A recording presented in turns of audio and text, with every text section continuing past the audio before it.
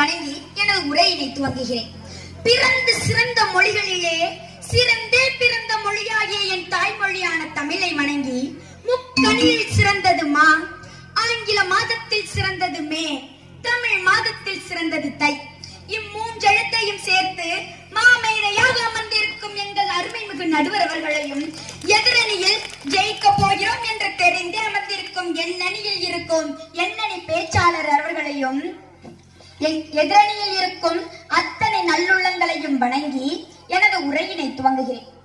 நடுவர் அவர்களே, உண்மையிலேயே சொல்றேன், நான் எங்க வீட்டுல இருந்து வரப்ப ரெண்டு பக்கம் தான் கொண்டு வந்தேன். பட்டிமன்றம் பேசுறதுக்கு ரெண்டு பக்கம்.